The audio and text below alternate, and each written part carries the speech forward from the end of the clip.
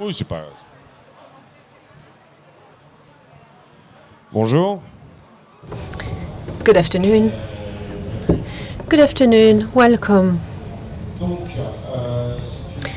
This afternoon, we are starting this roundtable, the World Forum, Normandy for Peace, in partnership with the Warm Foundation based in Sarajevo. This year we will talk about reconciliation, justice, remembrance, a broad, wide topic which probably we will not cover fully just in 90 minutes.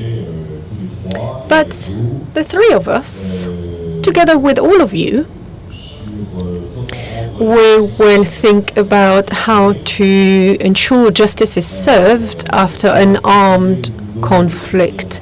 How can we sustain or not sustain memory of war? How can we reconcile peoples and nations? I will introduce my guests today and myself. Ed Vouliami, first and forward journalist. He has worked for many years for The Guardian, The Observer, so now he's writing for the New York Review of Books, other papers and journals. So when we talk about war and after wars, of course, he has covered ex-Yugoslavia, and it was the first time concentration camps were discovered in Bosnia, in north of Serbia. The book Seasons of Hell, called Seasons of Hell, and Bosnia, the Reckoning, 20 years later, two significant, important books, leading references on the matter. Ed has also covered Latin America. He will tell us about Colombia. He also prepared a Mexican book, the book about the Mexican-US border, another excellent piece of work. Thierry Crouvelier, a second guest, has been writing about international justice for many years. I think when Thierry, together with Stephanie Maupas, created the review Amutabara, that was just when you started working in the field, right? The first journal about international justice, which started in the 90s. So we will talk about the Tribunal for former Yugoslavia and for Rwanda. We will mention it again. So, of course, he also wrote books. The Tribunal des Vaincus, book about Rwanda, Maître des Aveux, book about Cambodia, and Terre Promise, book about Sierra Leone. Through his work, Thierry, of course, is an expert on justice. He is now the editor-in-chief of Justice Info website. But Thierry has been able to examine, study after war justice and life in these countries where he lived himself. So he's one of the rare people, one of the only people who knows the diversity, the wide range of situations in these countries following different conflicts we have seen over the last 30 years. And I am Rémi Audin, journalist and war correspondent for Le Monde, covering mostly conflicts, war and after war circumstances. I like to go back to countries after wars. I covered ex-Yugoslavia and former Yugoslavia and Rwanda in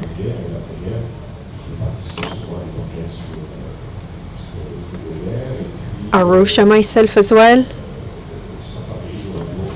And certain countries I go back. I like to see after war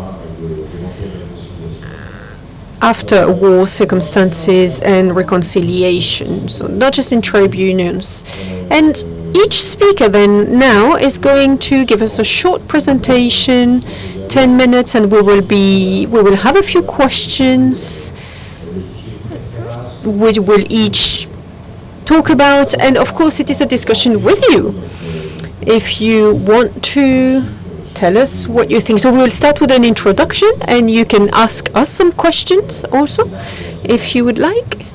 It is, as I said, a wide topic. Thank you. Thank you. I have to say, first, I hope all of you in Normandy, you understand that you are living in such a singular time. It will be impossible to understand in the US, in Colombia, the level that I can see here, because only in Normandy can I see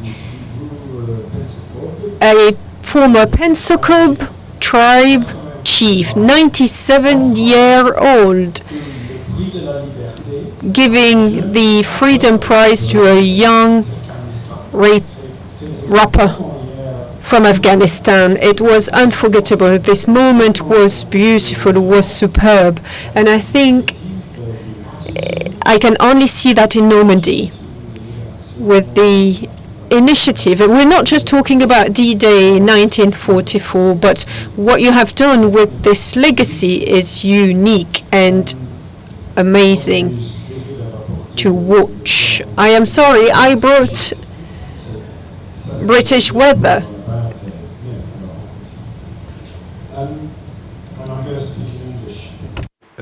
If I may.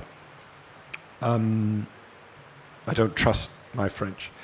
And I'm really glad that Rémi and the organizers have agreed with this, because, see, war is not like a football match. It doesn't end when the whistle blows. It goes on and on. War has an afterlife, and sometimes the afterlife can be as damaging, as cruel as the fighting itself. Now, we've got, as Rémi says, this vast sort of afterlife of war to talk about. I would add a word to justice and réconciliation and all that. I would add another word, which in English is reckoning. And I don't know what that is in French. Thierry and I were trying it last night. Compte doesn't do it. Rendre compte, peut-être. Merci, Rémi. C'est une affrontation avec ce qui s'est passé. Confronting what happened. Difficult word. And it doesn't happen very often. It's what the Germans did between 1945 and 1970. The museums and the camp monuments in Germany are not built by the Jews. It is built by the Germans. Reckoning is to give the victims of a conflict the narrative, to give them control of that narrative. And despite the odd neo-Nazi freak, and there are more of them now than there was in 1970, by and large, Jewry owns the narrative of the Shoah, rightly so. The people that we might talk about later, who survived the Bosnian War, which Rémi and I both covered at very close range for 3 terrifying years, do not have that narrative. They are scattered and shattered throughout the world, but they are also scattered in history. They have been deprived of that narrative, because the botch-up of the end of that war was the imposition of a treaty which basically granted to the perpetrators everything they wanted. And those perpetrators, as a result, have totally failed to reckon with what happened, leaving really a freeze frame of the end of the war. Because the one thing we need to bear in mind this afternoon is that peace is tough. Peace is hard work. Sonita, the wonderful Afghan, yesterday said, freedom is hard work. Well, so is peace. It's harder than war. You may have to be a tough guy to fight a war, but no soldier is as tough as Mahatma Gandhi and Martin Luther King. And that's our kind of premise, I think. Now, I could talk forever about Bosnia, and I won't. And there was also the whole thing of the tribunal after Bosnia. I testified at 9 of these trials. I'm not sure I would do so again. I would love to talk about the peace treaty in Ireland, which nobody ever talks about. And not many people even know the history of Ireland. Some of us, your compatriot Gilles Perez, and I have this sort of weird belief that the whole damn history of everything is in that little island over 800 years, and that the British Empire is the least reckoned with atrocity in history, particularly its dependence on the slave trade. But I'm going to talk about a peace process which I think might be of interest to you simply because of your average age, which is probably about a quarter of mine, and because this is a different kind of new war and a peace process that is live and hanging in the balance, and it is in Colombia. We've talked a lot about, and we will talk about, Bosnia, Iraq, Rwanda, and rightly so. Classic war of the kind that this failed species called humankind has been fighting for millennia. But in your lifetime, and way beyond mine, is a new kind of war. Or is it war? What is it? Mexico and Colombia. War apparently without end. You look at the figures. Mexico, 300,000 dead since 2006. That's 3 times Bosnia. 80,000 desaparecidos, disparu. Twice all the Balkan wars between 91 and 99. Colombia, inestimable. Between 200,000 and 400,000, maybe 500,000 dead, disappeared roughly the same. And yet, this violence takes place in societies where on va à la messe, on va à l'université, on va au marché, les universités sont très bons, le foot fonctionne très bien, the quotidian encounter is invariably delightful. And it looks normal, but it's not. Some of my colleagues would say it's not war. Well, it's certainly not peace. And what is it that these places, Colombia and Mexico, have in common? Well, one is the history of colonial conquest of an indigenous people and the consequential politics of land, which has not been reconciled or reckoned with. And the other is simply cocaine and latterly synthetic drugs. I mean, when you good people find yourself at a party or a club, and out comes the white line, round comes the bag of pills, that is not a white line. It is a red line of Colombian and Mexican blood. And I talk to you not as a Calvinist minister, but as a reporter. In Colombia, there was a peace process over the past few years which combined these two things, land and cocaine. A very ambitious peace process between the government in Colombia and the last real kind of Marxist guerrilla movement in the world called las FARC, the Fuerzas Armadas Revolucionarios Colombianos. It came on the slipstream of a less formal peace treaty with fascist paramilitary groups, often sponsored by that same government. I'm sure many of you have seen Escobar, Netflix, Narcos Mexico. This is the real thing, and actually the Netflix version of it is not that bad. I'll do this as quickly as I can. I mean, the war with FARC began 67 years ago, and the government of a president called Juan Santos decided that this was enough, ya basta, over. And the peace process was negotiated in Havana, Cuba, guaranteed by the Cuban and Norwegian governments. And we camped there, we interviewed the FARC leaders, we interviewed the government side as they carried on. We followed the implementation in Bogota, the long, difficult journeys into the jungle in Caquetá, in Colombia, to see FARC disarming their weapons. What a sight it was. And what this peace process did, and why it mattered so much, is it sought not just to end the fighting, like that in Bosnia and elsewhere, but to address and reform the issues which had caused it in the first place. And this proved to be its demise. I mean, if the success or failure of a peace process can be measured by its ambition, this was potentially the best of the lot, but it was sabotaged.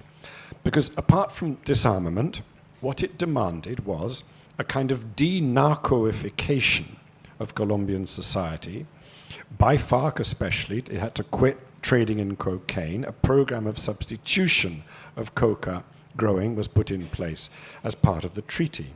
It also sought comprehensive land reforms to the ownership of land and the seizure of land by violence and restitution of land to its rightful and in some cases even pre-colonial hands, indigenous hands. It was a war of your time more than mine, and a peace treaty of your time more than mine. It's now and the future, long after I'm gone and you're still here. That's why I think it's interesting for you. We went to a place called Tumaco, dangerous, violent. It looks like Haiti. It's as poor as Haiti, but 1/3 of all Colombian cocaine is trafficked through it. 12 militias fight for access to a waterfront controlled by the Mexican Sinaloa cartel. A study by a couple of economists at the Universidad de los Andes in Bogotá calculated that 2.6% of the profits of street value of cocaine exported by Colombia remains in the country. Ergo, 96.4% of that money, those hundreds of billions of dollars, is made outside it, in Mexico, en route, or at the point of retail, here, in France, or Britain, or United States, or everywhere else. What happened? Over land reform, over the peace processes clauses on land reform, more indigenous and land rights activists have been killed after the peace process in 2 years than the 5 years before it.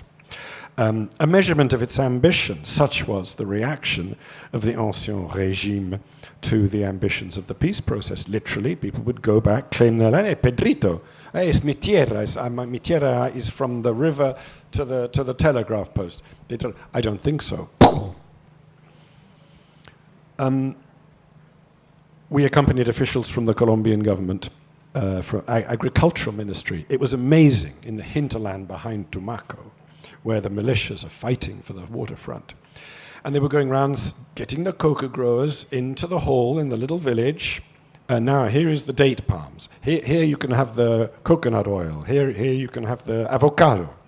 And we'll give you the seeds for a yield. You don't have to worry about waiting without crops. And it was really interesting. But what was happening? Hey, Juan, you're in the program? I don't think so.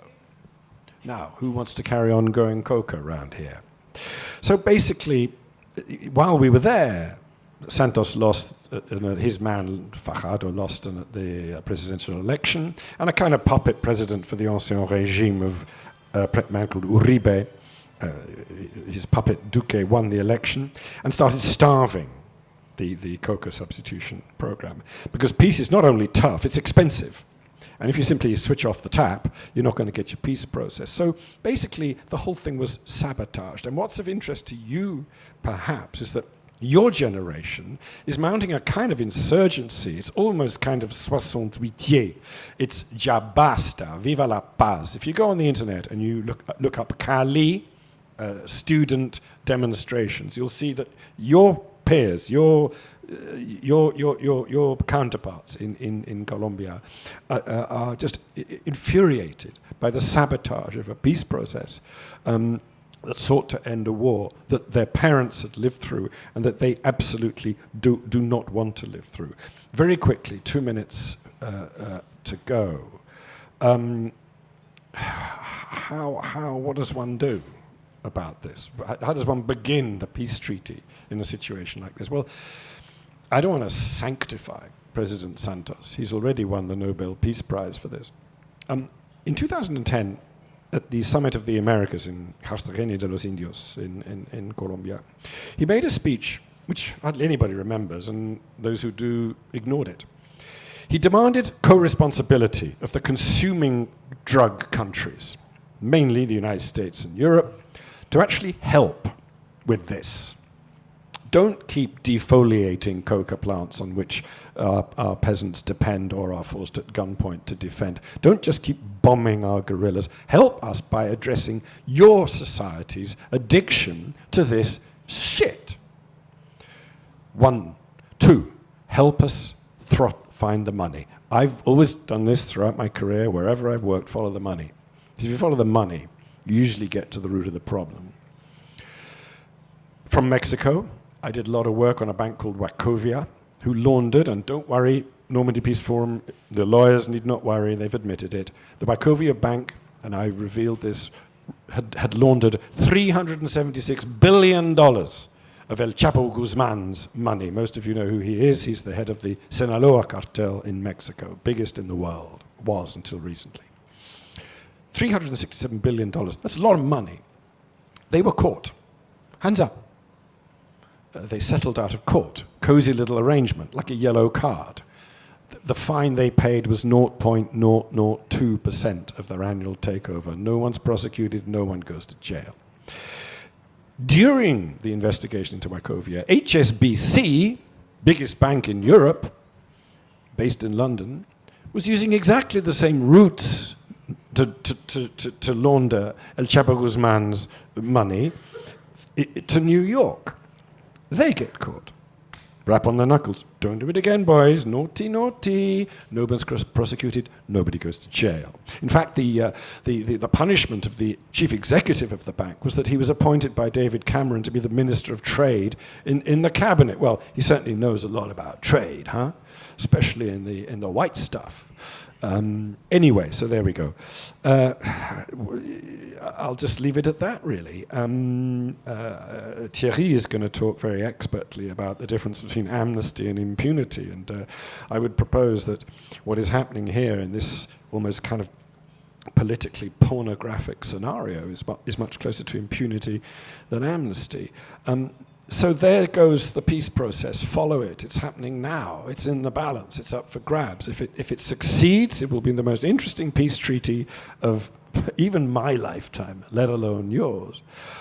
If not, it'll be one of the most it'll be the saddest failure because of its attempt to confront so many new themes: indigenous rights, land rights, and the new sort of tyranny of the economy, of the perfect commodity, which is cocaine.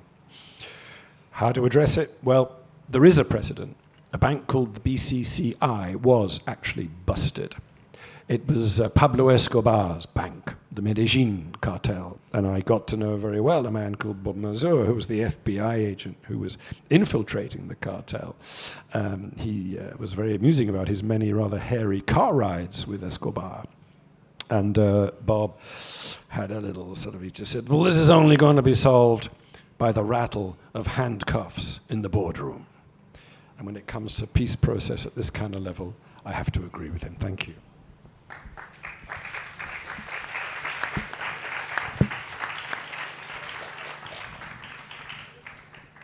J'enchaîne. C'est intéressant que Ed parle de la Colombie. It was interesting to hear Ed talking about Colombia because Colombia is the main example, perfect example of really what we want to do today.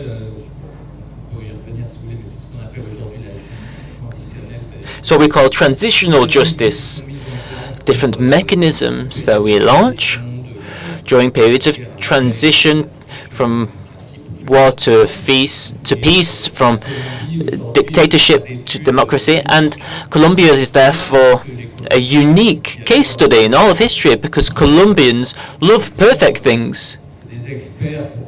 They're real experts in imagining a perfect solution, so they've come up with this solution, and their process for transitional justice takes into account all of the different data that have been identified as being necessary to achieve justice following a period of war. So we've got three key words: reconciliation, justice, and remembrance. But there's also another key word, and that's reparations. And the Colombians have prepared things for all of these different aspects, and so this period of justice is all mixed in the way. If one branch of the tree fails, then they would all fail. So it's a huge challenge, and it's a key story at the moment, and it's going to be a key story in the years to come, and that's what we're focusing on at my newspaper. Elle nous permet de comprendre. The example of Colombia also helps us to understand certain notions that exist in all different post-war situations. A reminder that the peace negotiations for Colombia lasted for 4 years, and the most difficult topic was the transitional justice part of these negotiations. This took a year and a half in itself. It wasn't disarmament that caused the most issues. It was transitional justice. It took a year and a half. Looking back at the topic for today's debate, it's a huge topic. It's quite a crazy topic, really, to try and talk about, because in a couple of hours we won't be able to cover all of this, because all post-war periods are different. All wars are different. They're unique. So there's no model that you can apply to all different post-war periods, to all different societies. Every society finds their own way of doing things, their own agreements. Post-wars are very diverse. No one situation looks like another. There's huge expectations, but these expectations sometimes clash. And something else which is very clear is that post-war periods evolve. It's not just set in time, they're constantly evolving. And what we're talking about here, reconciliation, justice, and remembrance, these are processes which are constantly evolving depending on the social and political situation in the given country. It says here, what post-war area do we want? I'm wondering, who is we here? Who are we talking about in post-war period? And whose stance are we looking from? Because it depends on where you stand, really. Your vision of justice, reconciliation, remembrance will depend on your stance. So, we should always remember that when we try and find an answer, it's always partial and it's always from a certain person's perspective. And I also wanted to outline that we sometimes forget the people who don't speak. And there's always people who experience war, but keep it to themselves. They don't speak out about it, so we don't know how they understand the situation with justice, what their perspective is, because their way of handling things was to handle it on their own, at home and in silence. And they're just as legitimate as other people who speak out and are very audible, but nevertheless, the first movement that you mentioned earlier was the situation of huge tribunals for Yugoslavia, for Rwanda, then for Sierra Leone, Cambodia, Timor. So every 2 years or so we're having a new tribunal being launched, and these were all very different, take on different forms. And we're coming back to this now, that people are feeling a little bit disillusioned with this type of penal justice. Ed said that he went to the tribunals for Bosnia 9 times, and he doesn't think he would go back again now. So these tribunals were very quite inefficient, and international justice really only deals with a tiny amount of cases. Of the recently created tribunals, only trying 1 to 5 people per war, per political situation. So it's just symbolic, really. It's not really very efficient.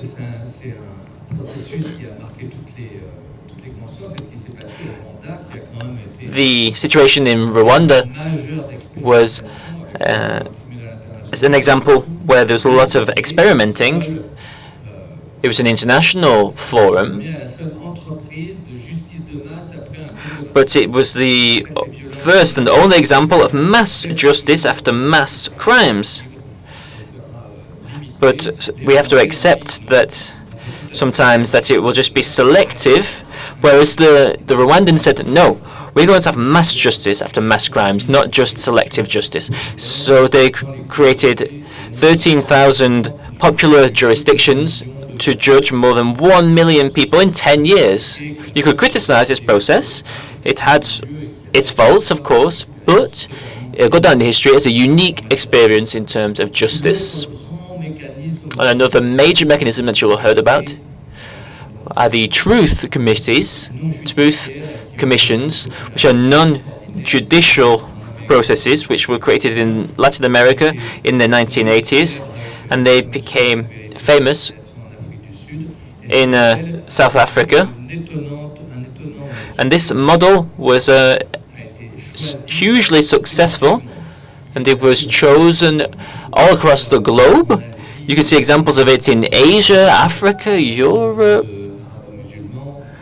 in the Muslim world, the Arab world, all different parts of the world. People have adopted this model, these committees. But each committee is different from the next. They're not always called the reconciliation committees.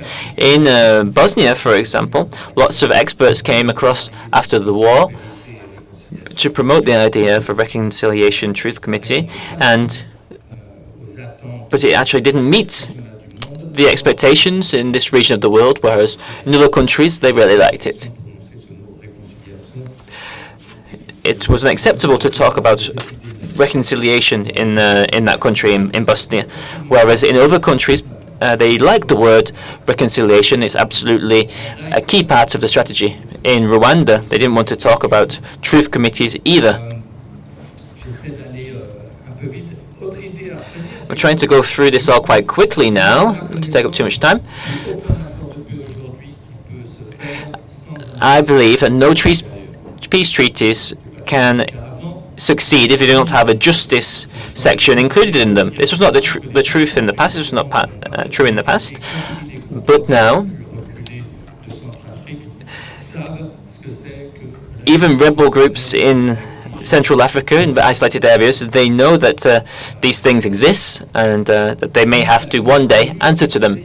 And at the same time, the UN decided about 20 years ago that it would only support peace treaties that included a clause which should have amnesty clause for crimes against humanity. So it's quite interesting because the UN, in my opinion, is no longer a key stakeholder in peace talks, and that's because they have this quite rigid ideological position which stops them often prevents them often from concluding peace treaties, whereas in Colombia that was the case. And with all post-war processes, they depend on how the war ends. If a peace is negotiated, then it will have an automatic impact on the way in which we understand justice, reparations, remembrance, all of this. It will have an immediate impact on the compromise that you have to make between how much justice you want, how much reparations you want, how much truth you want. So for me, the way in which a war ends is going to have a key impact on the next stage, on the way in which justice will be organized in this period. The example of Colombia is a perfect example of this, because the entire process is a compromise, it's a negotiation, and if you forget about this, you will not be able to understand the process in the country. So Ed is right. There are certain taboos in post-war periods, and the taboo really is always amnesty. And it's a problem that it's a taboo, because amnesty has always existed in peace agreements, because when you're negotiating a peace agreement, what are you negotiating? What you're negotiating is peace, not justice. So you have to find a compromise at this moment and a form of amnesty. The problem is that people get confused between amnesty and impunity, whereas there could be many innovative ways of defining amnesty in peace treaties. In Colombia, it's all about quite mild sentences where the fighters should be able to avoid prison. They wouldn't be in prisons in themselves, but in spaces of detention and where they are monitored. So there is a problem on the international level where people are not using this tool which has existed for many years, amnesty, in negotiating peace. Because merely the main objective is ending war, not justice in itself. You have to sometimes accept there'll be a phase of amnesty, conditional amnesty, and you should also not forget that this is all set in a period of time. It doesn't exist forever. In Bosnia, what happened in 1995, the situation is not the same as what happened 10 years later. And in Colombia, it's completely different. The system is always evolving. And in Rwanda, the Gacaca was an example of constant adaptation to the process. You had to come to a political compromise. So at the start of the Gacaca, a certain crime was considered Category 1 and was non-negotiable and would involve huge sentences. 5 years later, they could be Category 2 crimes because social tolerance had changed. This change became acceptable. So all of these processes depend on such evolutions, and for amnesty, it's the same. In Latin America, following the dictatorships in this continent, they all organized amnesties, but then they cancelled the amnesties 20 years later when their democracy was solid enough to allow this, and there was no threat to overthrowing the country anymore. So there's a few of my general ideas, a few things that just came to my mind on this topic of remembrance, commemoration. We've got a lot of commemoration going on at the moment. That's incredible, really. There's been lots of different types of strategies that have been used, been brought in, including strategies which our states struggle to get their hands on. And you've worked a lot in Bosnia on this, Ed, and you know that in Bosnia there's lots of artistic initiatives in Sarajevo, and they're really extraordinary. They paint the shards of bombs in the street in parts of Sarajevo. There's nothing written, but you know that if there's a painting there, some people died there because of the bombing. So remembrance, memory processes are really creative, very diverse, but again, there's no rules for this. For certain countries, remembrance, as we see it in our eyes via museums and commemoration, they do not have that type of remembrance. In Sierra Leone, for example, they deal with remembrance with a form of what they call social forgetting. They do forget in a way, but the idea is not to completely forget. It's just a way of helping them to handle the remembrance. They prefer to do this than creating a museum to focus on it. So it changes from one country to another, from one society to another. So there you go. There were a few ideas that I wanted to share with you. Yes. Thank you to you both.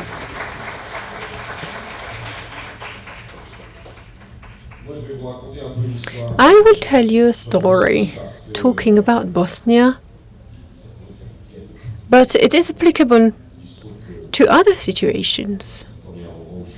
Bosnia is the first location I went to, the first after-war situation I encountered, and I go back regularly. I have been back in the last few years a few times. So the UN voted the first resolution in May 1993 saying there will be justice. Justice will be served after the war. People were sniggering. The war criminals did not believe the bloodbath. Did not believe it would happen. The bloodbath continued for 2.5 years. The civilians, the victims, also did not believe justice could be served because Sarajevo was under siege, was being bombed. Every day, people in the north of the country were detained in camps. Ed told their story, and journalists, reporters were sniggering too. Nobody believes justice will be served. And journalists, humanitarian workers, academics, nobody believed it was happened. But the people who were supposed to implement the resolution, to carry out the resolution, also did not believe.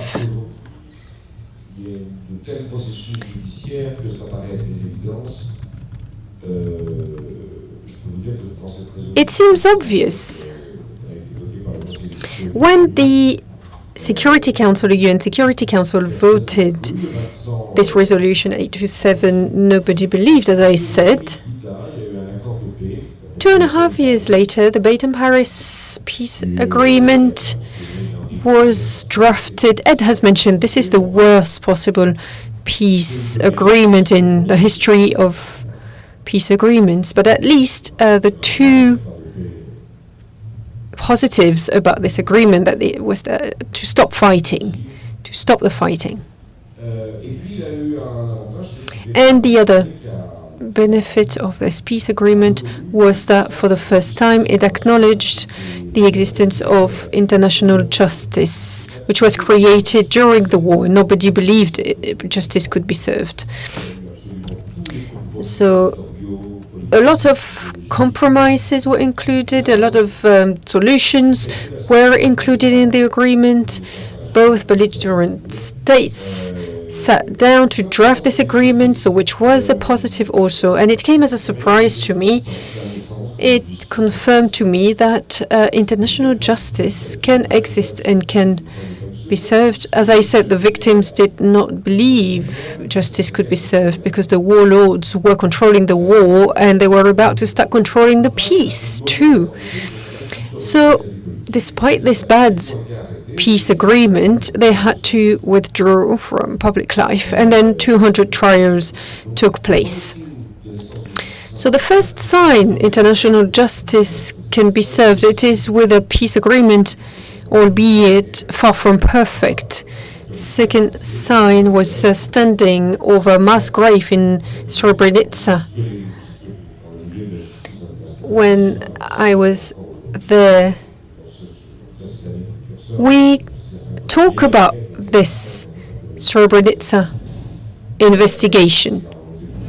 The Srebrenica investigation, one of the most powerful investigations. So the detectives were coming to the mass grave in Srebrenica, starting to investigate. It was still difficult to believe justice could be served back then.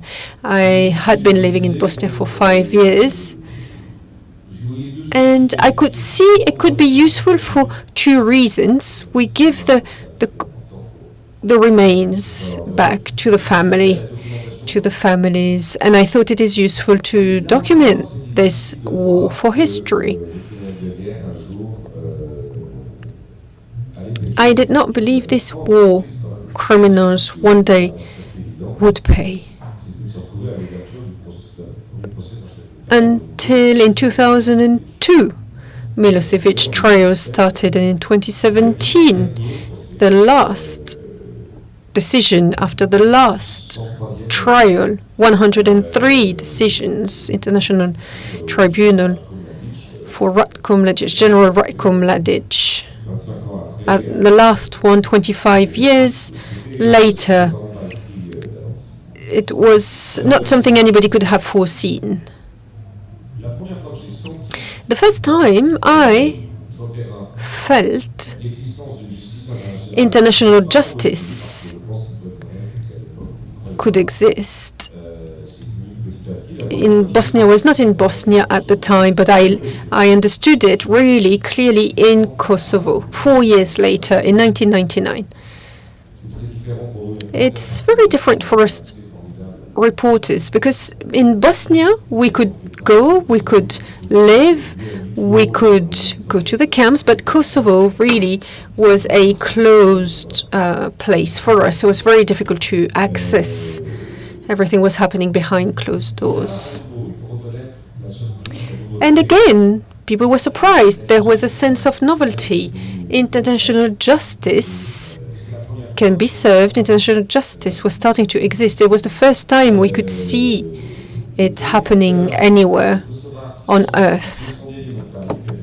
So the first sign, Albanian Kosovars at the time, who had seen the fight between their guerrilla and the Serbian army and NATO intervention, they were coming out of the woods where they had been for 3 months, March to June, and they were asking us, journalists, we were the first ones on site, as it often is, asking us, are you investigating for the tribunal? Are you international investigators? So we said, no, we are journalists, but we saw them in Albania, Macedonia, in the camps. They will be here in a few days because, it is the UN. They need their security detail. But for the first time in any conflict, the conflict had been over only for a few hours, and they were coming out of the woods asking, are you investigators? So that was so new, so different to anything I had seen before. Second element, although we know in Srebrenica we saw secondary mass graves and a real willingness to hide the crimes, truth was revealed throughout the following months. But that time we were traveling in Kosovo in the villages. That's when we saw the mass graves, secondary, tertiary mass graves. It is proof that the people in the woods were waiting for investigators, and the killers also were waiting for investigators right as the crimes were committed. They had even transported corpses outside of Kosovo using trucks. For the first time in both of these cases, for the first time, people were expected justice, were waiting for justice to be served. So people themselves knew international justice will be at work. Things were changing, things were evolving. So, of course, we know the figures, victims of the wars, the numbers were very different. The International Criminal Court, the process of the International Criminal Court, the result, it's a medium. We know everything that's related to jihadists, US, Arab Springs, justice. Of course, we can say we are seeing justice being served, as Thierry described, but the main conflicts over the last 20 years have not led to judicial processes, to convincing justice being served, I would say.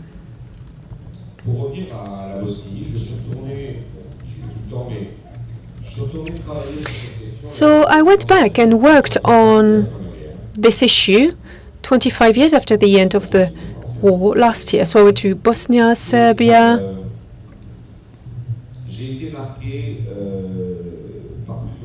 And several things struck me. I was surprised, first, because the tribunal mandate was covering justice and reconciliation. So as I said, serving justice, the justice part, that did not work very well, but over 100 criminals were tried and convicted. 200 were tried, 100 were convicted. I thought the discourse, the rhetoric was worse than at the start of the war.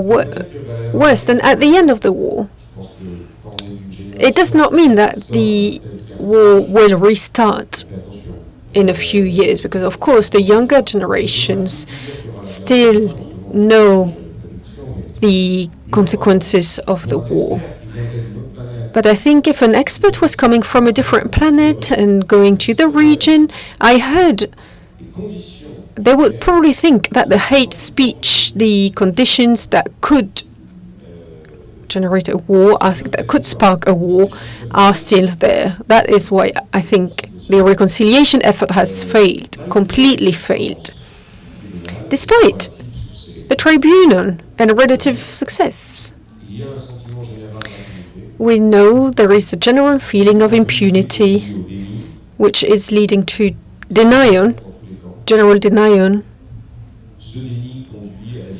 on all sides, leading to divides, fractured society, and potentially new conflict, or at least we can say after war circumstances which is not comfortable, not morally stable for people there. I will mention a few people I met during my investigation work in the after-war time. Hassan Noranovac, we know him very well.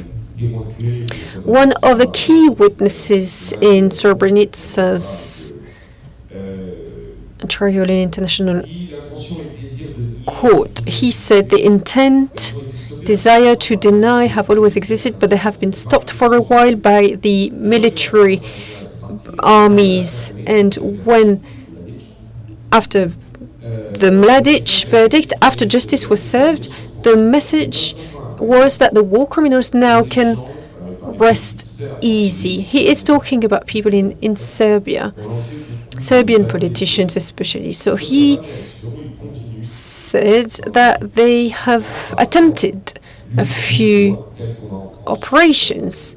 And so what that means is he would draw a parallel with France, where negationism can be a reason for conviction, which is not a reason for conviction to be indicted, although it is in France.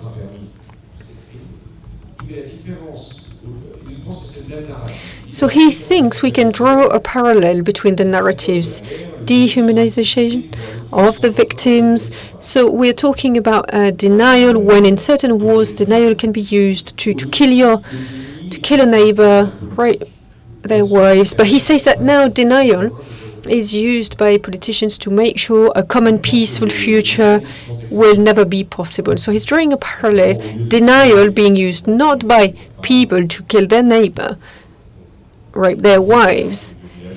We just use denial to make sure the people in villages live side by side, never meet, never speak.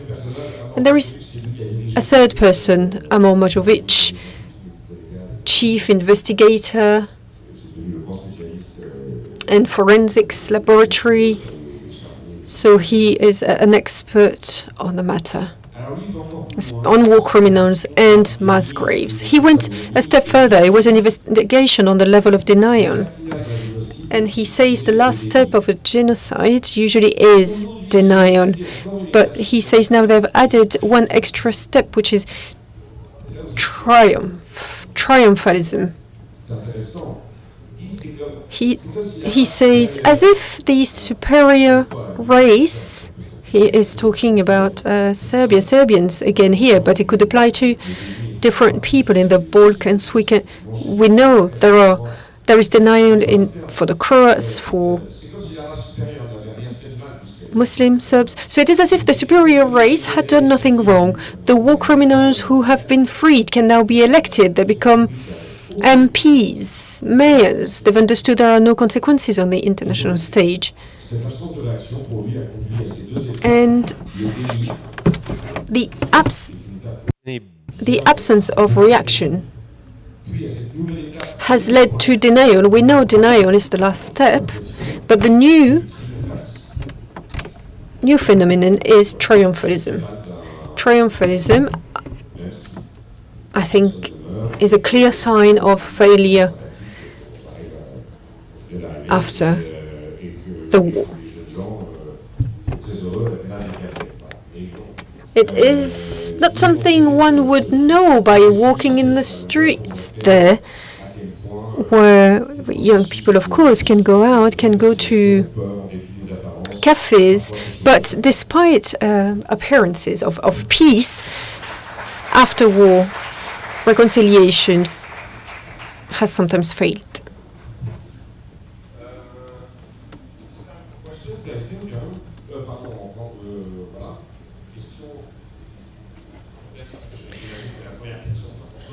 I think the first question will be for you, Ed.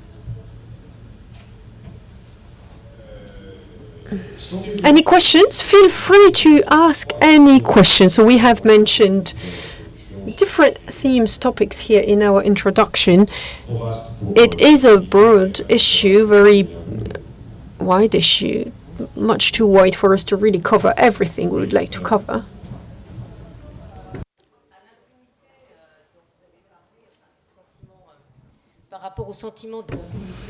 You have mentioned impunity, feeling impunity, war criminals, whether on the Bosnian side, Serbian side. A few days ago, a concentration camp secretary was supposed to be tried. She was 96 years old. However, she cannot be here at her trial. She left. And the war criminals then, how could they feel at peace if no justice is served? How can one feel at peace? How can one build peace if reconciliation has not happened? If we look at Rwanda or we look at former Yugoslavia, how can two people from two different ethnic backgrounds who have seen the massacre of their ethnic group? You have mentioned a lot of negative points about humankind. One can say the International Criminal Court and the International Criminal Courts for Rwanda and former Yugoslavia and the others. What else should we do if it has not worked? If you say justice has not fully been served for Rwanda, part of the population has felt understood and has felt their pain was acknowledged and recognized, and others, I guess, were relieved of the weight of what they had done, the guilt of what they had done. So that is one question, and one question about Cambodia as well.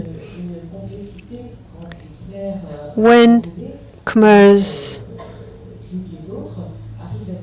at some point were able to say, we did that, but we did that with a little bit the same, if I draw a parallel, what Rudolf Höss said about Auschwitz. So of course there are gray areas. How should I say, can you be less negative, possibly? I will let Thierry reply about Cambodia. And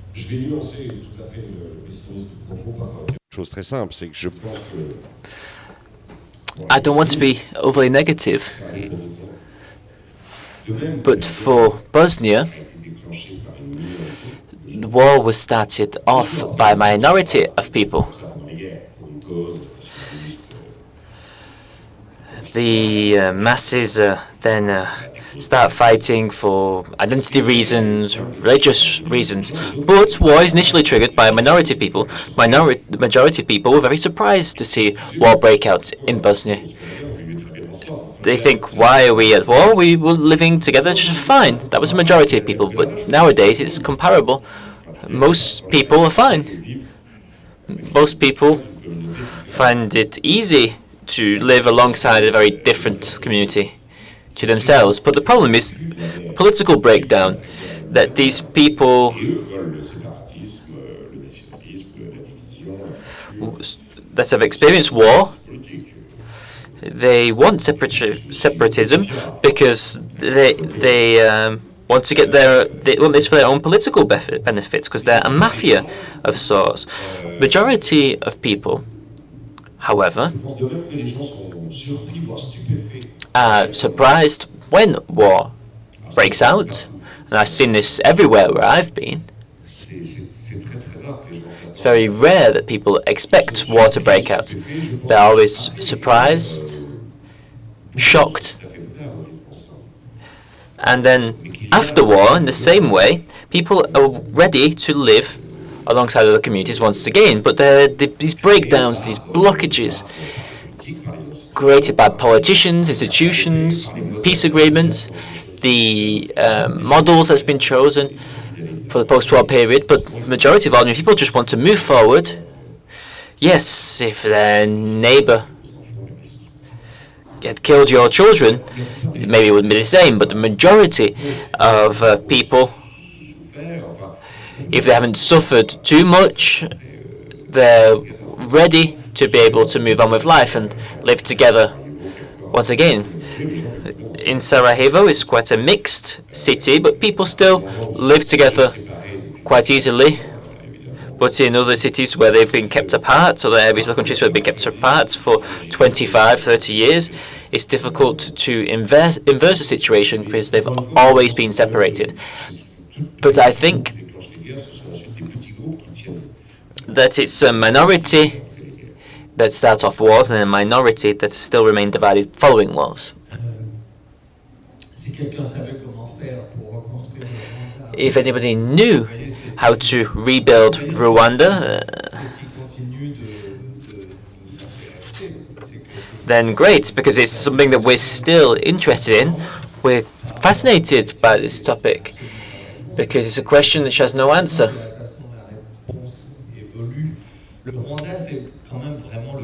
What's interesting is how they found the answer, because Rwanda was an extreme example. You talked about the possibility of your neighbor having killed your family, and this could have happened in this country. It's shocking. I think in 1994, nobody could have imagined Rwanda being in the great situation it is today. It's a state which actually works, functions. There may be certain issues, but the reality of Rwanda which is working today is crazy. It's amazing to believe this. Some people think that the Cha-cha-cha was easy. It was really difficult for those who got away with it. So the idea of Cha-cha-cha is that they admit their crimes, and then they would have a lower sentence. So the Cha-cha-cha was difficult for people who survived. They said that there's no other choice, the people who had been victims of such crimes. So what does it mean when you say you have no other choice? It means that when the victims looked at the alternative, they understood the compromise that they had to make, that they were being offered, because the alternative was worse than the Cha-cha-cha deal. So little by little, as the trials went on, these Cha-cha-cha trials allowed the Rwandan people to move on from this period where they had to always be looking back at the past. Because for 15 years, this was part of their daily life. Every single day, they were asked to go to the Cha-cha-cha. It was compulsory for them. And the Cha-cha-cha was like a system of purging the need for justice for everyone, to get over this, so that people could move on to something new, to their future. So this was an interesting process. It was a more productive process than other examples, because the conversation then moved forward in the country following the Cha-cha-cha. remembrance and reckoning was no longer the central topic in the country. It does still continue to a certain extent, but the Cha-Cha-Cha helped people to turn the page. But this is a completely different scenario to Bosnia. In Rwanda, it's a strong state, and it was compulsory. The state made this compulsory. I'm not sure if this is the right solution. Maybe after a genocide, people do better with an authoritarian state. I don't know. These are all difficult topics, difficult debates. But Rwanda today is learning to live side by side with these two communities, and it's crazy. And their state is actually working. But it could get worse. It could get worse following the Kagame period. He's been in charge for many years now. So there is nothing that is set in stone. There's nothing certain for the future of this country.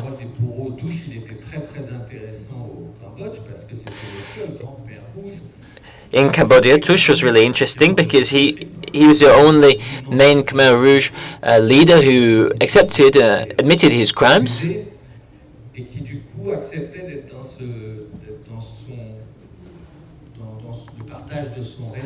And he accepted to go through the story, to talk about the story. And following the 6-month trial, we learned a lot about the Khmer Rouge war machine during this trial.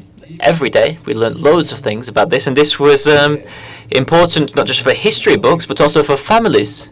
Some of them maybe but thought that Tush was lying and not saying all of the truth, but some of the other families did believe most of what he said, and so listening to the guilty parties is also really important. Colombia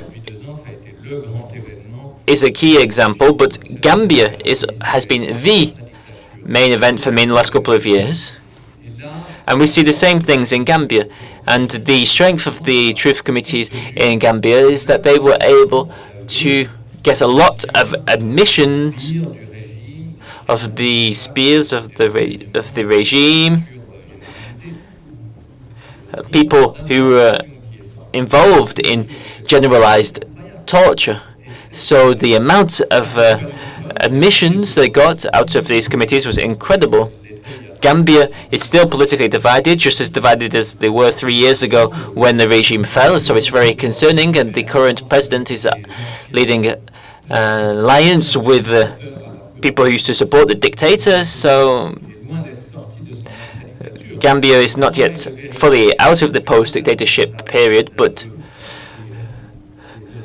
thanks to these admissions of guilt, it's been an important part of the national narrative, just as it was in Rwanda as well. You have a question?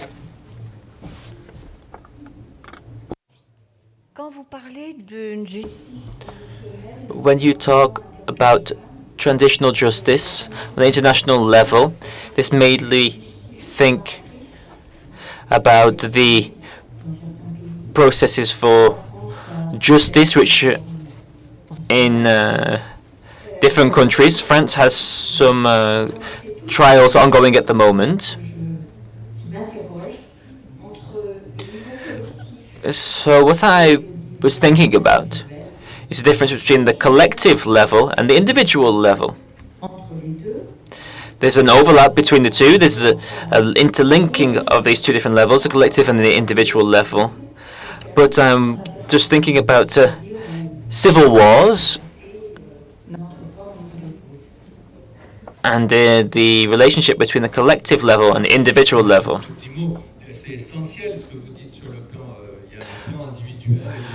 What you're saying is really important. Yes, it's an individual level and a collective level, and we are talking really more about the collective side of things, quite state level.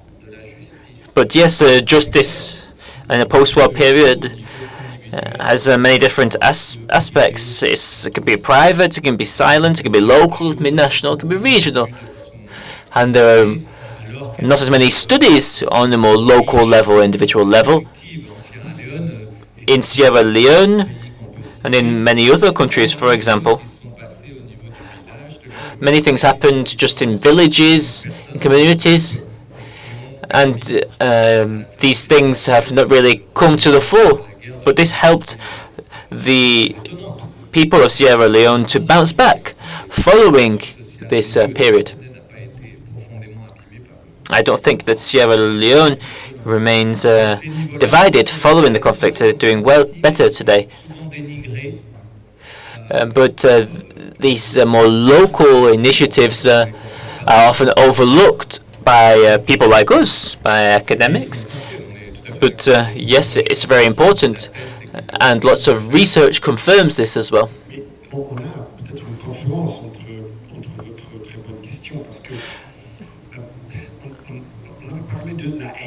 We've not talked about hatred so far.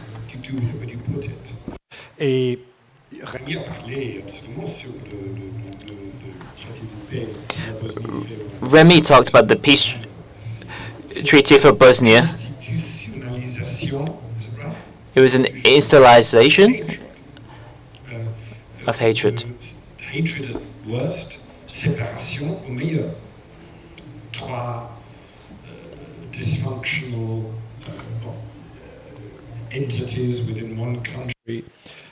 Everything that the perpetrators of the war crimes fought for was rewarded. They were given what they vanquished. And in a way, Madame, ce que vous avez fait, l'impunité has its roots in the peace treaty. I mean, if you institutionalize hatred and you make hatred the infrastructure of the deformed, dysfunctional, stillborn state, then you will have the culture of denial, the non-reckoning. Et quand vous parlez, Madame, du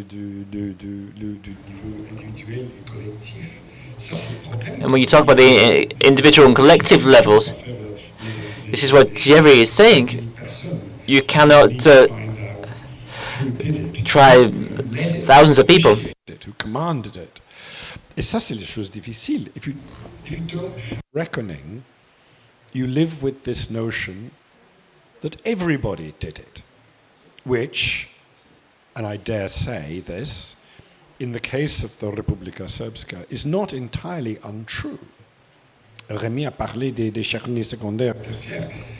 Ça veut dire que les petites routes de l'Est de Bosnie étaient... In the east of Bosnia, il y avait plein de camions. Il y avait des camions pleins de cadavres. There was lorries full of corpses, and after 26 years, we were able to find some of these bodies. They came to light 26 years later. They've institutionalized hatred. And I think this is the point about Rémi, you know, c'est un procès de paix très mal fait. I mean, you know, you institution the impunity of which you speak is directly forged by what kind of treaty you make, and if it's that bad, you institutionalize hatred, and then you license, if you like, collective impunity.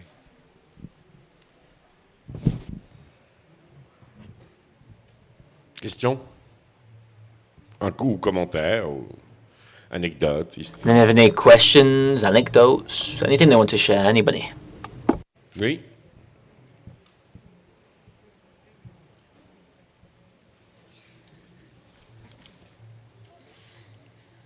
Je voulais vous demander. I have a question. Could we say that testimonies, duty of remembrance, if we look at Sensibilité, Dumas' book,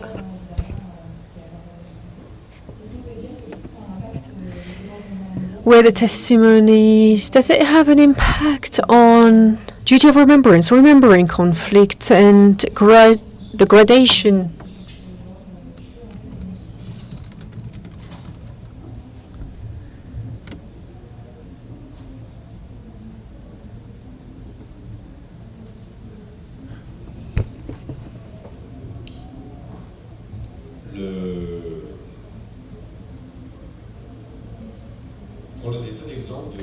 We know of many examples of societies where duty of remembrance did not exist and lie denial was a choice. These societies have lived it very well, which was the case in France, actually, right here after the Second World War. We know very well.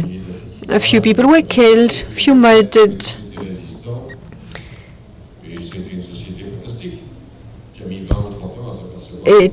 And then everybody was considered resistant. That worked quite well. It took 20 years, 30 years to be able to talk about it again. I was talking earlier about Tito. I drew the parallel with de Gaulle. Tito remained in power. De Gaulle just decided to consider everyone was resistant. So I am not commenting the socialism part, but life in Yugoslavia was fantastic until 1990. So the question, what can we? It's a very interesting question. What kind of remembrance can we expect? What level of remembrance can we expect? Can we apply a level depending on the number of testimonies, witnesses, as you said? This is a very interesting question for any leader in a country who has gone through war. Should people have their own free will deciding the level of remembrance that they want? Should we force people to remember or not remember or forget? As I said, some countries, some cases, they have favored lie. They have preferred lie to justice. Please, comment? Gentleman in the front. Thank you. Very interesting. My question is, do you think people can believe in justice? If we look at what happened in Iraq, in Libya, for example. So this is my question. Yes. Another big question. I already mentioned the after 9/11. I'm sorry, I know you came after I mentioned this, but I mentioned the jihadists, the US.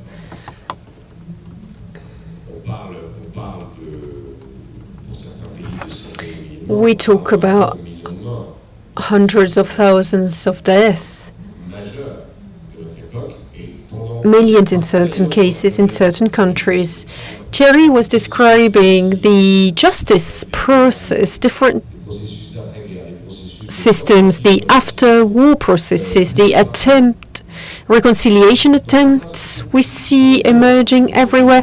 The main conflicts in the world of the last 20 years did not go through reconciliation processes because, for example, the Al-Qaeda leaders, there's been a few trials, of course, in Guantanamo, but right now, at this point, we cannot say that in this world, from post 9/11 world, 2001, and since, and the latest part of this story, of this new part of history, is Kabul falling to the Taliban on August 15th. So there were a few trials, but we cannot say that justice was served, or it is not. There has not been a trial as significant as the one that is taking place right now in France for the November 13th attacks.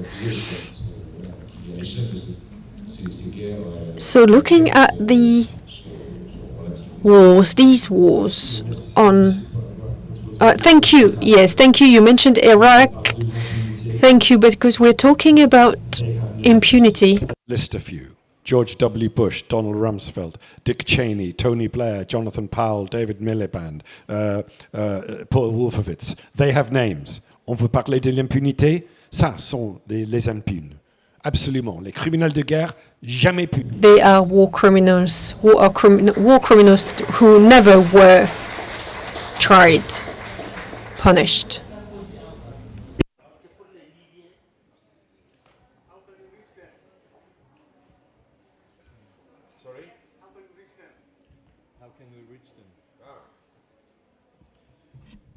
Je vous disais que on a In my introduction, I told you that Ed Vuliemi is known for writing about death camps in Bosnia. Now he's known in Hollywood for his book, the movie, Official Secrets, about Iraq.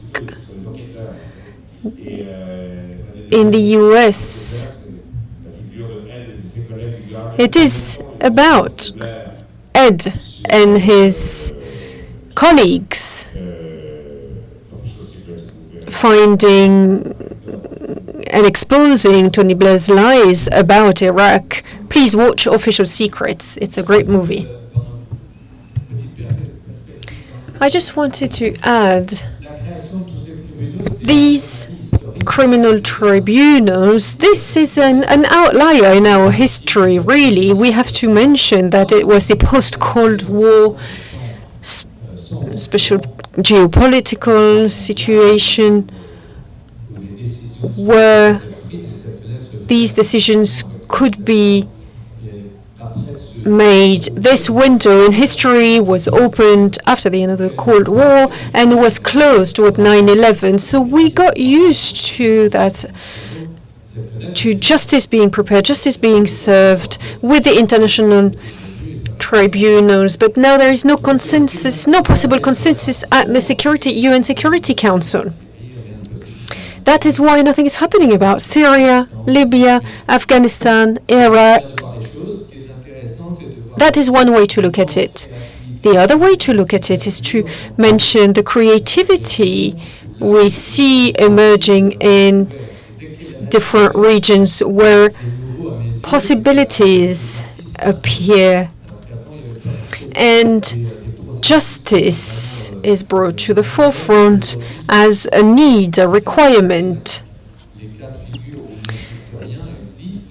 Situations where nothing is possible exist. It is very rare. So the general trend, not a new trend, but the general trend for the last few years we are seeing becoming stronger, is that international justice is now actually becoming national again.